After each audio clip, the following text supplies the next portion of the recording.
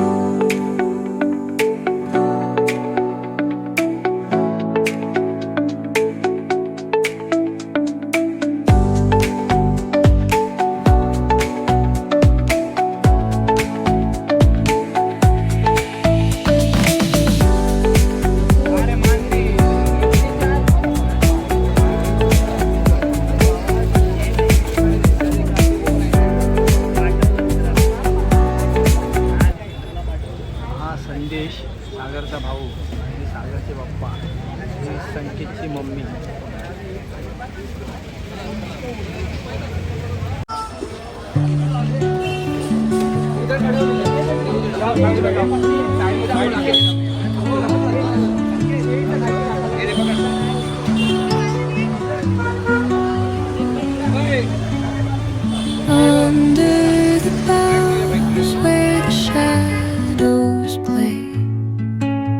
The wind hums songs at the break of day,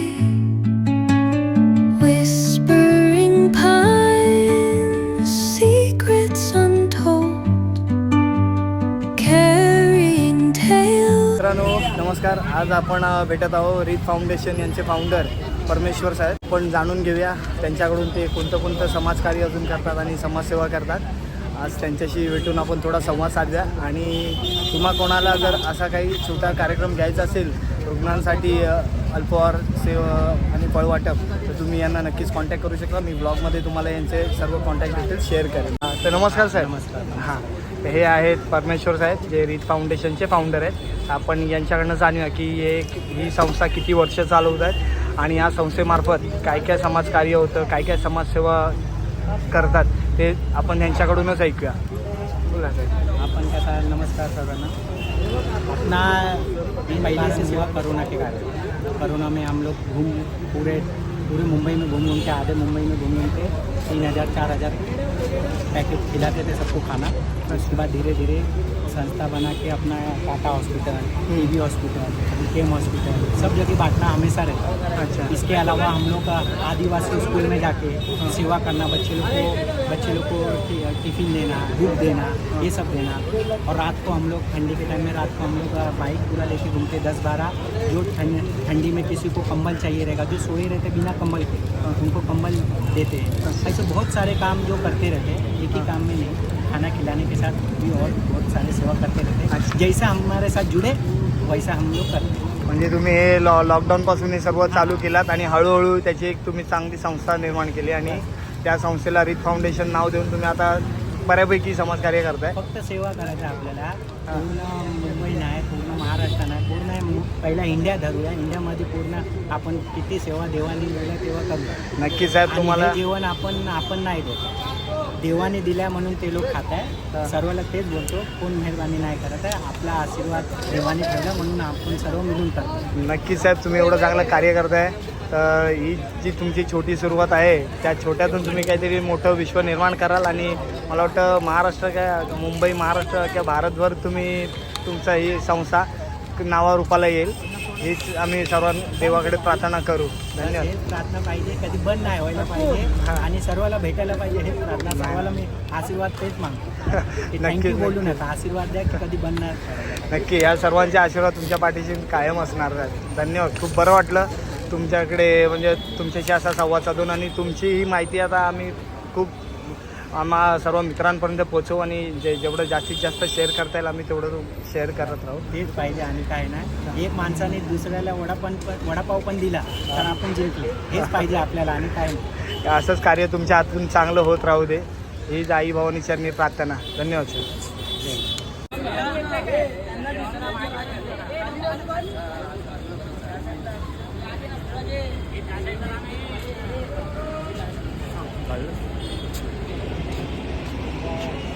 Jai